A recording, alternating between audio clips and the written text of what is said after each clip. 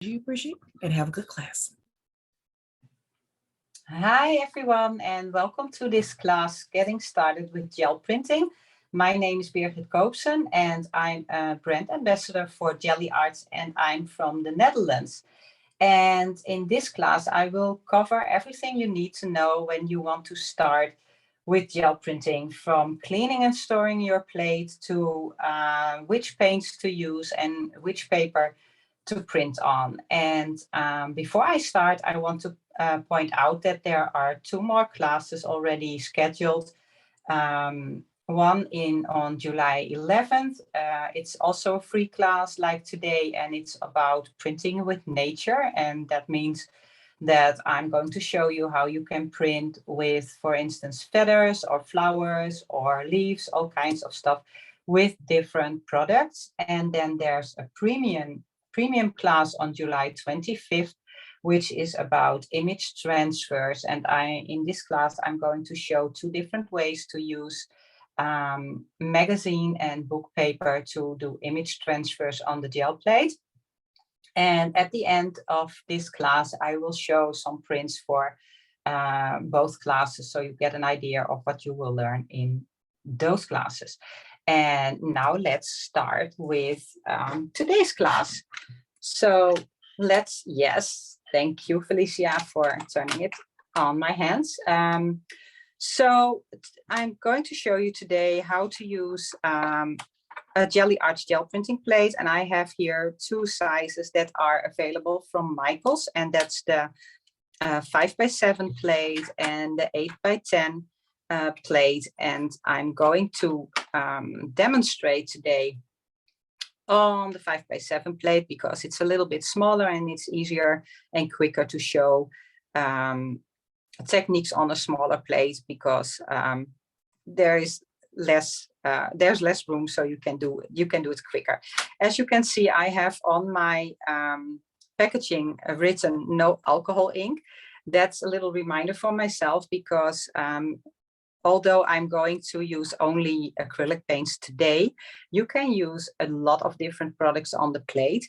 And one of them is alcohol ink, but alcohol ink will stain your plate. And I will show you just why I wrote it down here.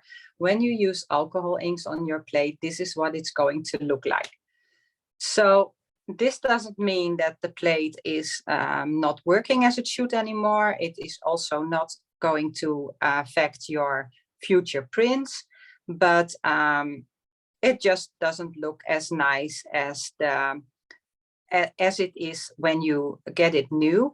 And the biggest issue with the yellow plate for me is that the colors don't look anymore as they really are. So if I put a pink on this, then it looks orange, and when I put blue on it, it looks green. So that's why I have a special plate dedicated to alcohol inks, and also a plate that is not allowing any alcohol ink. So as you can see, my plate is stored between 2 sheets of copier paper. So I have quite a sturdy copier paper here, a heavy weight copier paper, but it can be just random general copier paper. And that's how I store it, because if you store it between plastic, you can get these like dents or little holes or texture in your plate, which is caused by air bubbles. So if there's an air bubble between the plate and the plastic sheet or the plastic packaging, then the pressure of the air will create a dent in your plate, and it will show up in your prints. And to avoid that, I store my plates between copier paper. And I'm also going to unpack this one, because this one is still dirty. I didn't clean it after my last printing session. So this is a good one to show you how to clean your plate. Now, I personally don't clean my plates a lot. I certainly don't clean them after every printing session, because if I would start printing on this plate, then the leftover paint from the plate will also show up in my next print, which will give it a more distressed, grungy look. And that's actually what I like. I like my prints to be a little bit distressed and not too clean. So I usually leave my leftover paint on the plate, unless I want to use, for instance, a different product that doesn't go well with acrylic paint, or if I want to do image transfers, because then I also don't want any leftover paint on the plate. And then I have to clean my plate. Now, how do you clean your plate? There are a couple of ways. One of them is using a baby wipe or a damp cloth, and so just with water, normal water, and you can just remove the paint from your plate. So that goes easier when the paint is like still fresh, so it's not too dry. But even if it's like very dry, you can get it off with a baby wipe or a cloth. And then sometimes there are some pigments on the plate that don't come off just with a baby wipe or a cloth. And then you can use some baby oil or any oil for that reason. It could be like a vegetable oil, like olive oil, or whatever oil you want to use. But I like to use baby oil because I like the smell of it. So, and if you use the baby oil, then everything will come off. And even if you think your gel plate is clean, when you clean it with baby oil, there will always still come some, you will always get some dirt on your baby wipe. And so if you want to do some deep cleaning of your plate, then some oil is really a good idea to use. You can also, if your plate still has some fresh paint on it, you can just rinse it under hand-loop water with some soft soap. Don't use too hot water, but just some soft soap and some water will totally do the trick. So that's how you clean your plate. And then when you store it, you put it back in the original packaging. You just put it between 2 sheets of copier paper. And your plate will be safe in there until you use it again, which can be even years later. It will still be the way you left it when you put it in the packaging. So I'm going to put my the gel plate that I'm going to demonstrate on today on a sheet of white paper, because as you can see, my table is a darker gray, and I like it better to have a white sheet of paper underneath my plate, because then I see the true colors of the paint I put on my plate. So if I would have it like this, then it's secured because it cannot move on this table, but my colors will not be as the original, will not look as the original colors are. So I put them on a sheet of white paper, but of course now it can move everywhere and I don't want it to move. So I will just secure it with some masking tape or some packaging tape to keep the paper in place and it doesn't move around. So that's what I do when I start working on the gel plate. And then when I always make sure that I have some copier paper on the side.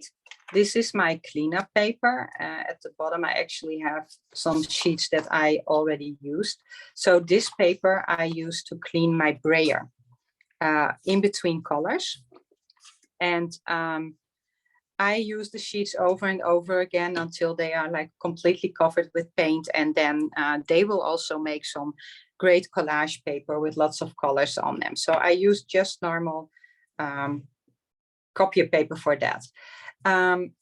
I am working here with the Speedball brayer, which is a soft rubber brayer. And as you can see, this one has been used quite a lot. This is the original color of the brayer. Mine doesn't look that nice anymore, but if I would put this in a bucket with water overnight, then I can peel off the acrylic paint and it will look better again. I can even try. No, I cannot peel it off like this, but you can clean it, but yeah, as long as it's not like really piled up, it will work perfectly. So this is a soft rubber one. That's the one that I prefer, but you can also use a hard rubber brayer. It depends a little bit on your personal preference, but also on the kind of paint you're using and the amount of paint you're using. So if you're using quite a lot of paint, then a hard rubber brayer will be a little more slippery on the paint and not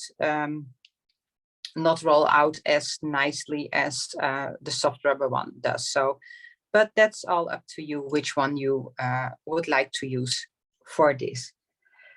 And then we can talk about the paper. So you will want to make sure that you have your paper on hand when you start printing. And I always have a variety of paper on hand. One of them is a heavier cardstock, or so like here I'm using the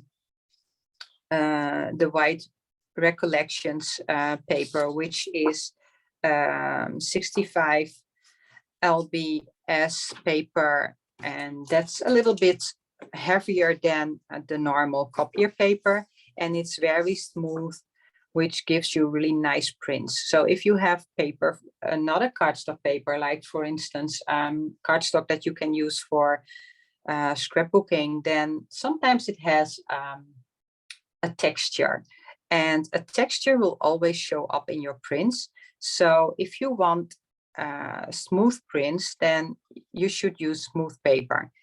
And if you like it a little bit more, so just imagine that if you have a texture, that there are higher parts and lower parts. And when you print, there will not always be paint in the lower parts. So there will be like little white spickles in your print. So it can add texture and you can be a fan of it, but you can also dislike it. It's again, personal preference, and I really like smooth paper to print on. But yeah, so you can get this like cardstock, but you can also use the thinner copier paper, like the copier paper that I have here, which is a really thin one. I like to use this for if I want to do more like collage paper. So the heavier one I will use when I want to use my prints, for instance, to make books, to have a bit sturdier pages in my books. But if I want to create a collage paper, for instance, then I prefer the thinner copier paper, or even tissue paper. And you can buy tissue paper, but a lot of times you get this like tissue paper when you order clothes online, for instance, and or shoes, and then in the shoebox or between your t-shirts or whatever you order, you have these like thin pieces of tissue paper. And what I really like about the tissue paper is when you print on it and you still have like open areas and you use it as collage paper and use a matte medium, for instance, to glue it down, then the areas where there's no paint will turn completely translucent. So you can actually still, as you can see already, see through it. But even better when it gets wet, when you put a matte medium on top, it's like there's no paper there, which is really, really cool when you do collage. And of course, you can also paint or print on book paper or music paper. If you want to, you can even print on pattern paper, because why not, right? If you use translucent or transparent paints, and you will still see a little bit of the background of a pattern in the background, or even a magazine page or whatever, it can be really, really interesting to have something in the background already. So that's for the paper. And then let's go to the paints. So most people who start gel printing will start with acrylic paint, because acrylic paint is really the easiest product to work with on the gel plate. And I think originally it was even created to use with acrylic paint, and it's only later when all kinds of crazy people like myself started using the gel plate with all kinds of products, because we were like, let's see if this works. And we found out that the gel plate basically releases almost everything. So you can use almost every product on the gel plate, even dry products, although you need a wet layer of paint to pull the print. But there are so many things possible. But to not make it too complicated for you in a basics class, we're going to keep it at acrylic paint today. So right now I have 3 brands of paint here, which are my favorite paints to use on the gel plate, which doesn't mean at all that these are the only paints that you can use. So I will tell you a little bit about the paint. So what I have here is the Liquitex Basic Acrylic, which is definitely not the most expensive paint, but it is a really nice paint. It's very soft and creamy, and it has a lot of pigments and really nice and bright colors. And then I have the Winsor & Newton Galleria, which is a more professional paint, and is a little bit different than the Liquitex. In general, it's less, they are less opaque, although they also have opaque colors, but a lot of the colors are translucent or semi-translucent. And these are just general acrylic paints in the way that they have a normal drying time. And how fast your paint dries really depends on the circumstances in your room and in your area. So if you live in an area where it's really hot, your paints will dry quicker than when you live in an area where it's like less hot and more humid, for instance. So the drying time of your paint, you really have to figure out for yourself how much time you actually have to pull a print before your paint dries. But if that happens to fast to your liking, then you can always add a retarder or a slow dry medium, which will give you more time to work with your paints. Or you can choose to buy a more open paint, like a golden fluid acrylic, for instance. These take quite a bit longer to dry, which means that you have more time to work on your print. But that can also be, that is not necessarily a benefit, because sometimes when you're like me, you don't want to wait for your paint to dry. And it can also take too long for your paint to dry. It depends on the technique that you are working with, because sometimes you want your paint to dry on the plate and use another layer to actually pull the print. And then if you have to wait for a long time because your paint is open, then that's not really a benefit. Of course, the golden paints are a professional paint, which means that they are way more expensive. But yeah, it depends. It really depends on what you want to do and what your what your goal is. So I do have a couple of the golden paints, but for me personally, these paints are just fine and they work perfectly. You can also even use cheaper paints like craft paints, and they will work and you will be able to print with them, but they are fine if you just start gel printing and you want to figure out what works for you and what you really like to do. But in the end, you will probably notice that the craft paints are they have less pigments and the colors are less bright and vibrant.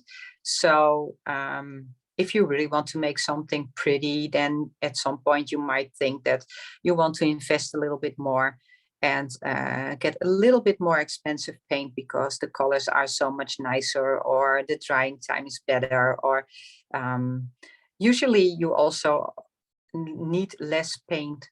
When you have a more expensive paint, you usually need less to get a print that is just as pretty. So that's for the paint. And then, of course, you need something to create texture in your prints, because only paint on the plate and putting that on your paper is not like, then you could just as well use a brush and just put the color on your background. So what you really want to do is create texture in your prints. And when you're starting with gel printing, I can imagine after buying a gel plate and a brayer and the paints that you don't want to invest like really a lot right away in a printing material. And the good thing is that you can actually print with almost everything that has texture, and you can find all around you. And I'm going to show you products to print with that probably everybody has in their home right now. And I will show you after I showed you the products, I will print with them and show you how wonderful the prints can be that you create with them. So the first thing, and this is one of my absolute favorites, is like the blisters of or pill strips, pill blisters, or like chewing gum blisters. And they are they come in a large variety of shapes and sizes. So every single pill strip will give you a different pattern. And well, I really like dots and circles. So these are for me one of my favorite printing tools. And these are not all mine. I can reassure you that I don't need this many different medication, but I asked my friends and family to just collect everything for me, and that's how I end up with so many different ones. The second thing is just like cardboard packaging material. So this is just a random cardboard box, and usually when you peel away the top layer of a piece of cardboard, then you will find these ridges inside of the cardboard, and you can tear away totally the top layer, but you can also leave some of the top layer on, which will give you a more again a more distressed look. And if you want to make it easy for yourself to peel away the top layer, you can just spray it with some water and let it sink in for a little moment, and then it's really easy to tear off the top layer. And then sometimes you have packaging material that has a thicker layer of cardboard, and when you peel away that top layer, you sometimes end up with something like this, which almost looks like a honeycomb. And again, I left on some of the top layer. I didn't remove it completely because I really like that grungy look that you get when there are parts missing in the print. And this is also I think this was packaging material for from some furniture from IKEA or something like that.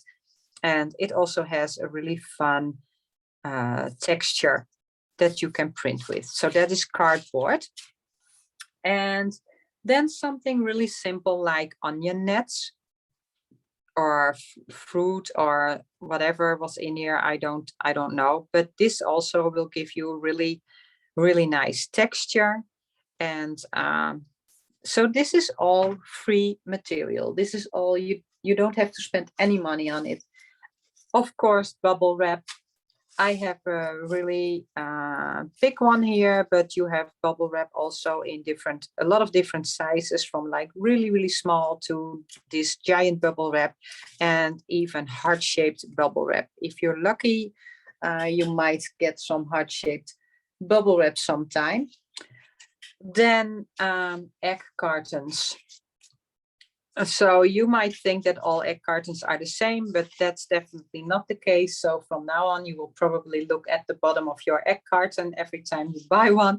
I absolutely do, because I try to get new ones when I can. So if I go to a grocery store that I normally don't go, then I check if they have different egg cartons, and then I might buy those eggs, especially for the carton to print with. And so I have to tell you this: if you're not a gel printer already, when you start gel printing, you start seeing gel printing material tools everywhere, and you start looking for them everywhere, and your family is not allowed to throw out anything in the trash anymore before you went through it and picked everything out that you think you can print with. And another thing that is really fun, especially when you like circles and dots like I do, is just random lids and bottle caps in all different sizes, and corks in different sizes, and some even have like I don't know how you call this, scalloped edge or something like that. This is like toothpaste, from a toothpaste tube. And I have here some bottle caps from, I think, milk cans, and I glued them on a cork, because then it's easier to handle them when you do the stamping on the gel plate. It's much easier to lift it up like this than when you have a cap like this, and you have to do it with your fingers like this, and you will touch the paint and ruin your pattern. So this is, I just used some hot glue, and I have one with the outline, and one with the top of the lid. And of course you can also then use the cork if you want to. And so this is washing detergent, and so there are all kinds of lids that you can collect and create to create different sizes of circles and rings. Here I have some just random sewing thread. As you can see, it's been used before, because you can use the same sewing thread many times. You don't have to throw it away after using it on the gel plate. And some yarn, for instance, or eyelash yarn, which will also give a really nice pattern, because the gel plate is so sensible that something as thin as a hair will show up in your prints. So even the thinnest sewing thread will show up in your prints, which can give it a really nice details.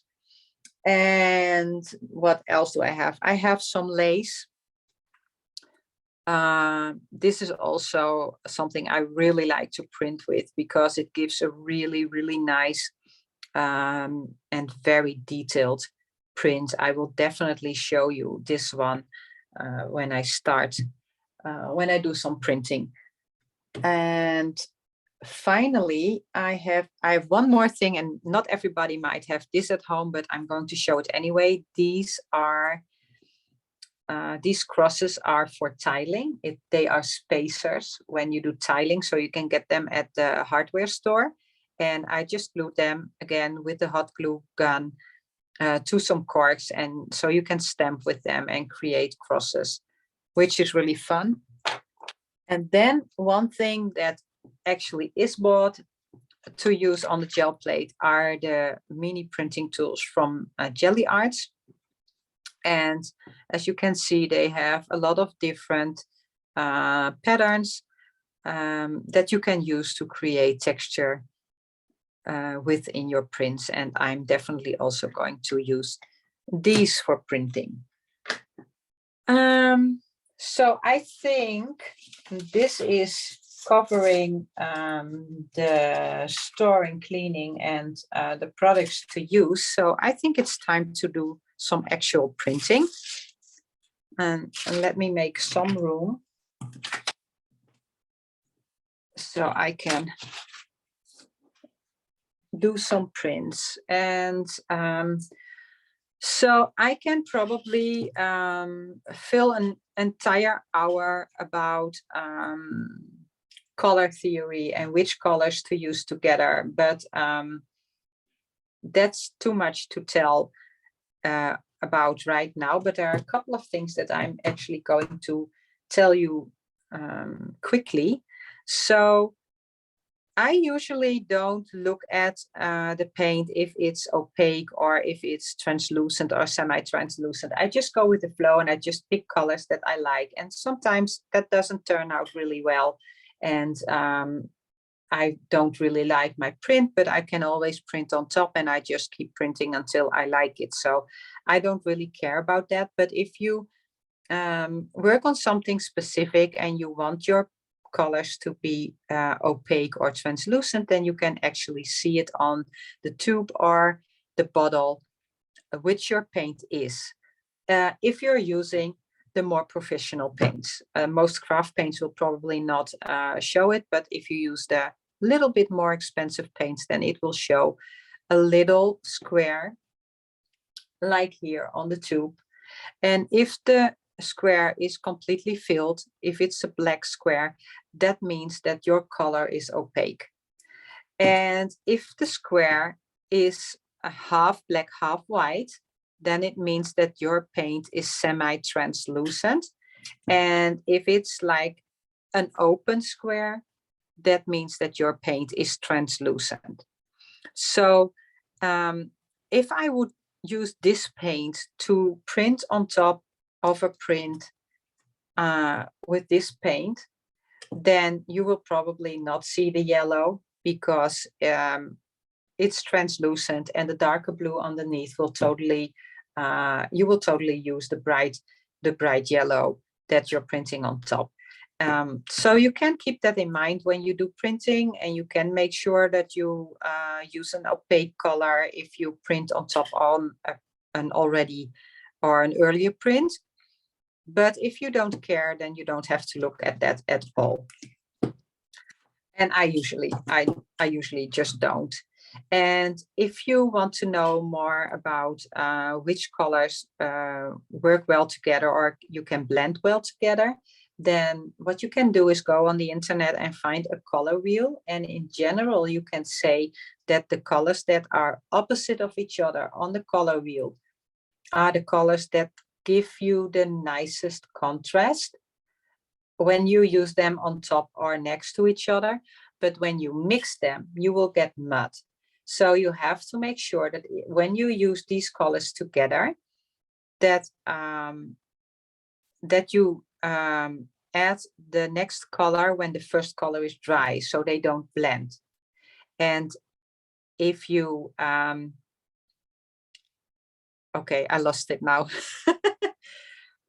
So when you put them, you cannot put them, of course you can, but you should not put them on the plate at the same time and mix them on the plate, because then they will turn into mud. So for instance, on the color wheel, colors that are opposite of each other are blue and orange. When you put blue and orange on the plate at the same time and you mix them, you will get mud. But if you print blue pattern on top of an orange background, you will get the nicest contrast. I hope that makes sense.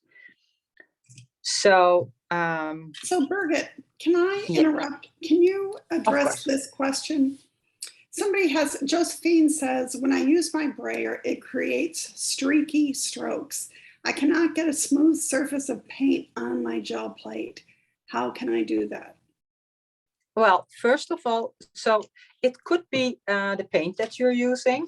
It can also be the amount of paint that you're using. In general, I think that the more paint is on your plate, the more likely you will get these strokes. But another thing is that you probably put too much pressure on your brayer. So if you put pressure on one side of your brayer, it's this edge of the brayer that's making the strokes in your print. So you have to make sure that you don't put a lot of pressure on your brayer, but that you basically let the brayer do the work kind of by itself. So you don't put any pressure on it, then you are most likely to get a nice and even layer of paint. But I have to admit that I sometimes have those, I have that too. But that's basically because I don't really pay attention to it and I don't mind that I have those lines. I am kind of like, okay, that only adds to the texture. But I can imagine that if you really don't want them because you want a really nice even layer of paint, then make sure that you don't use too much paint and that you don't put too much pressure on your brayer. So I hope that helps. And now let's do some printing. So what I'm going to do is I'm first going to print on just regular copier paper. And I'm going to start with a light color, or maybe this hasn't been used in a while. I think this color, I can't open it. I'm going to use some bright and light colors. I like to start with my brighter and lighter colors because the chance that I get a really nice contrast and a really nice print when I put darker colors on top of the lighter colors is much bigger than when I do it the other way around. Like I said before, when you put yellow on top of blue, chances are that you end up with green. But if you put the yellow first and then you create some texture in the blue, then the yellow that you will see in the open areas will still be like a bright yellow. So I'm going to start and I just roll out my paint. And you have to make sure that the layer of paint isn't too thick, because when you pull a print from a thick layer of paint, you usually don't end up with a really nice print. So you need only a tiny little bit of paint, just enough to completely cover the cover your plate, but there should not be too much paint. Also because you don't then get those lines in your print, because you really see where you where your brayer went. And when you have a thinner layer of paint, as you can see, you get a really smooth layer of paint on your print, and you don't see any lines. The only thing you see is a little bit of dust and stuff that was on my plate because I did not clean it very well before I started this lesson. But hey, that's some extra texture too, right? I always try to see the positive side of everything that happens, and I can always go over it and add another layer to cover up things that I don't like. So now I'm going to print another layer, and I'm going to use a darker blue and a magenta, because I think they make a nice contrast with the yellow. And so for this layer, I'm going to roll out my paint, and I can just mix them like I did before with the two colors of yellow, but I can also make it more like a gradient and just make them blend like this. And now I want to create some texture, and I'm going to use one of the mini Gelli Arts mini tools, and I can just make waves, kind of waves in my paint. I'm not doing this the right way because now you get these like funny things in the middle, but to show you how it works, it will be fine. So now I'm going to put my yellow print on top of that colored print, or on top of the paint, I mean, that's on the plate. And what should happen is that when I pull this print, that in the open areas, you will still see the yellow and the other colors on top of it. So here we go. It's that easy to create something fun, like really quick, really easy. There's quite a lot of paint left on my plate, which basically means that I could have used less paint. I didn't need that much paint. And actually, I can see it in my print, because if I would have used a little bit less paint here, then I would have been able to remove more paint from the plate and the yellow would be brighter than it is right now. This means that there was, even after I went over it with my tool, there was still some paint left on the plate because there was simply too much paint left, too much paint on the plate to remove it all. So with less paint, my yellow would have been brighter. On the other hand, this will actually make a really nice print. So how do I pull paint from the plate that has already dried? Because this is already dry. I can't even choose to let it dry because I want to create this specific type of print. So there might be little bits here that are a little bit thicker paint that is still a little bit wet. So I want it to dry. So I'm going to see if I can speed it up a little bit, because nobody wants to sit around watching paint dry, right? So what I can do now is add another layer of paint and use the wet paint to pull the dried paint from the plate. So this is leftover paint, but I can also decide to do this on purpose. So I could put paint on it, create a texture, and then let it dry because I want a specific type of print where I use a second layer of paint to pull the print. And why would I do it? Well, for instance, if I want to add more color to this, the color that's already on the plate. For instance, I want a little bit of green, like a lime green. I also want a little bit of yellow, which is still not opening.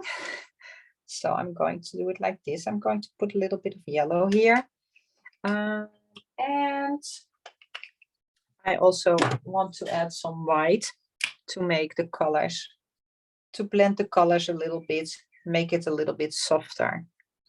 Oh, actually, I'm using, you wanted to ask something? I did. So Brian is asking, how do you make sure you line your paper up the same way each time with each layer? So I figured you could talk to him about different ways. Yeah, so you can do it by using paper that has the same size as the paper that's underneath the gel plate. So for instance, let me see if I have another sheet that has the same size. I think this one. Yeah, so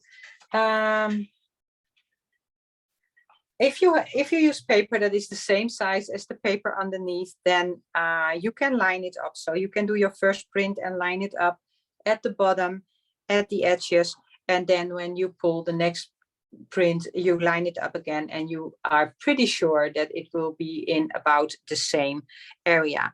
But besides that, there are also tools available that can help you line up your paper. But that's something totally different for another lesson maybe. But I will show you how I do it with the paper in my, not in this print, but in the next print. If I do 2 layers on top of each other, I will show you how I do it with the paper. So now I'm going to roll out the paint, the second layer of paint. And as you can see, it's not, nothing is happening with the paint that's underneath, because that is dry. It's not reactivated. It's not water soluble. It's a permanent product, so it's not reactivating when you put a new layer of paint on top. And then I'm going to place any sheet of paper on top and rub it very well.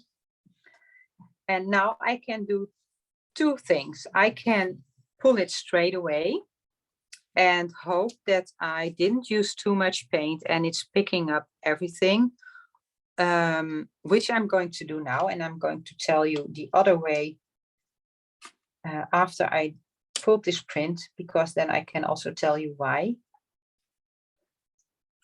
So this picked up most of the paint that was left behind on the plate. And as you can see, it's more than you probably thought that there would still be on the plate. And it's actually a really, really fun print. This means my plate is almost clean, means that I used exactly the right amount of paint to pull my dry print. But if you use too much paint to pull the print, then your paper will only pick up the top layer of the wet paint and it will not pull the dry paint from the plate. And if you are afraid that you use too much paint, or if you're just not at the point where you kind of know how much paint you use, then you might do it a different way.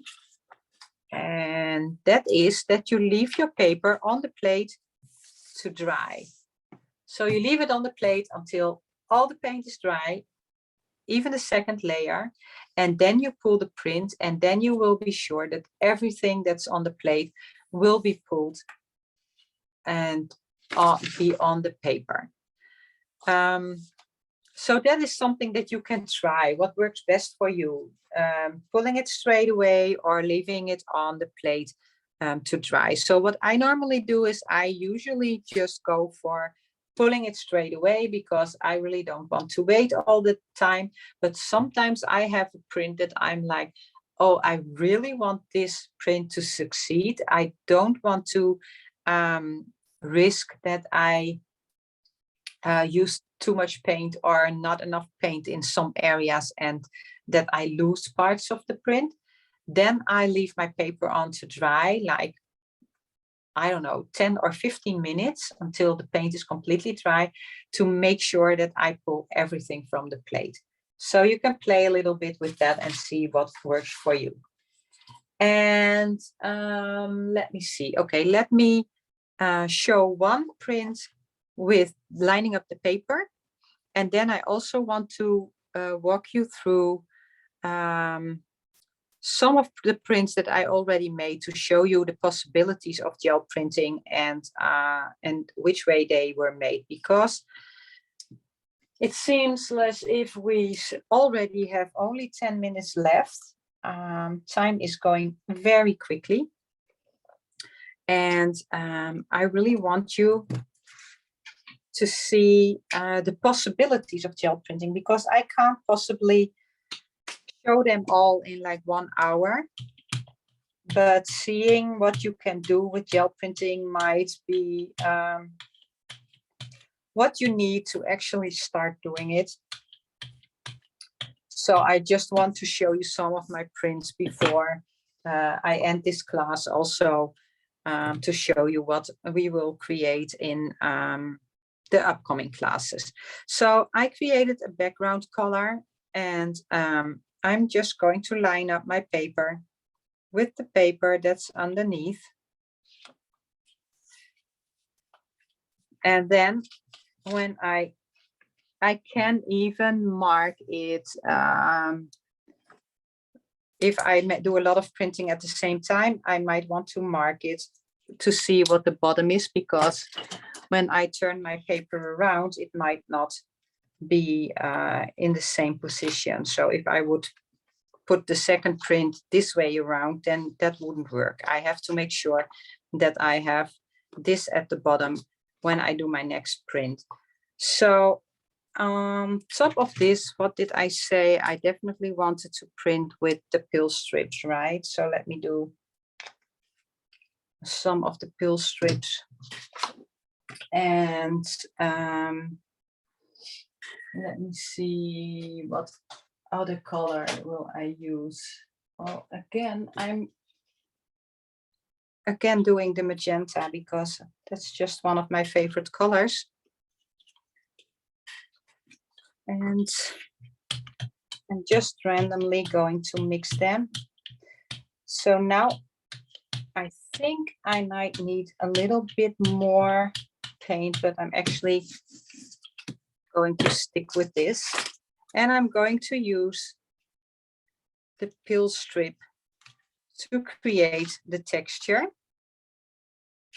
And as you can see, you get all these dots, and between the dots, it's not like picking up all of the paint. That's because there is some texture actually, and that is also showing in the paint here. So it will also show up in the print.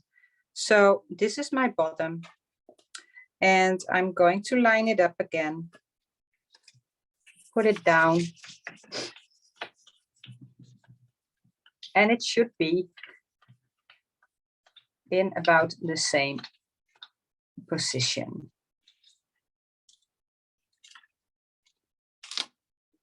Not completely, but almost.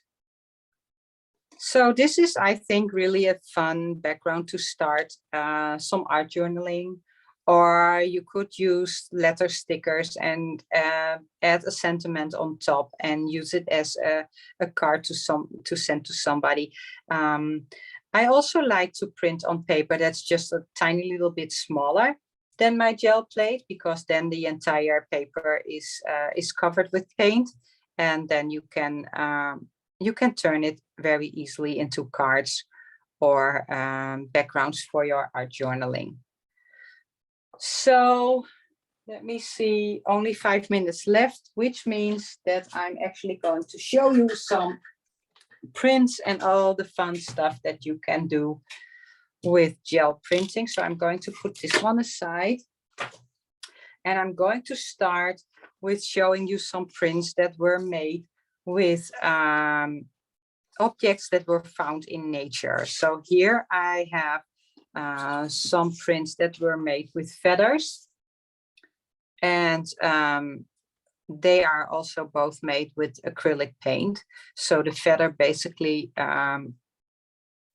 was used as a mask and then printed with.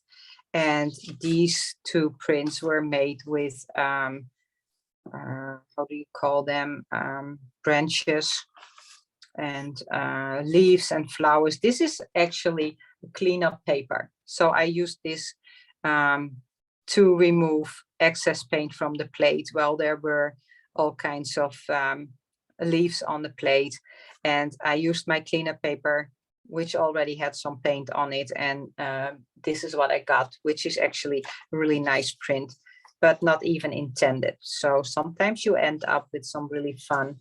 This is also a cleanup paper.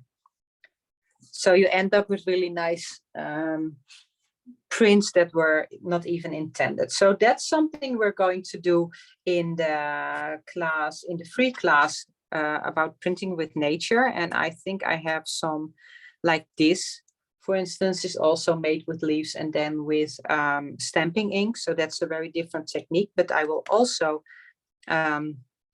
use this technique in the following class, in the upcoming class, with stamping inks. And then here are some prints that I made for the image transfer class. So these are all image transfers. These are all photos from magazines that I transfer to the paper using acrylic paint and stamping ink to pull the print. And so these are basically like art prints. These are the final products, and you could actually just frame them and have a little piece of art. And you can also make backgrounds like this that you can use as collage material or as a background for your art journaling. So that is what we're going to do in the premium class. I think that was July 25th, and they are already on the Michaels website, so you can already sign up for them. Here is one that I made a little while ago where I used an actual pair of jeans, an old pair of jeans to print with. So this is fabric on acrylic paint. And then I have a little book here that contains all kinds of prints, and I'm just going to randomly open some pages and show you what I did, so you get an idea of what you can do. So these two prints, for instance, are made with stamping inks, and this one is where I use stamping ink to layer on the plate before I pulled the print. So this is multiple layers, but they were made on the plate and not on the paper. And this is another one where I used little flowers that I just picked from my garden, and also some sewing thread. So you can, of course, also combine different printing materials in one print. This one was made with felt tip markers. So like really cheap felt tip markers that you buy for kids that are used in school. You get a really fun watercolor feel when you use felt tip markers, but you can be very precise when you use a stencil where you want to have which color. Acrylic paint, this is actually a print on pattern paper. Like I said before, you can also print on pattern paper, and you will still see some of the pattern that's in underneath the print, which is fun. Then we have, this is printed with an alcohol marker, and I actually traced an image on the gel plate. So I put a photo underneath the gel plate, I traced it with an alcohol marker, and then pulled the print on book paper, which also gives it a really different effect. This one was made with pen pastel. As I said before, you can even pull dry product from the plate. You only need a wet layer to pull the print. So even things like pen pastel can be used on the plate, and so on and so on. So there are a lot of tutorials already on the Michaels website from previous classes that I or my fellow brand ambassadors Tanya, Ahmed, and Marcia Falk did for Michaels. A lot of free classes that you can check, but there are also tons and tons of videos on the Gelli Arts YouTube channel with basically every possible technique and product that you can use on the gel plate. So if you want to know more, go check them out. This is it for today. I really hope you enjoyed this and you learned something new. And I really hope to see you in one of my upcoming classes. And that's it for now. Thank you for being here. Bye-bye.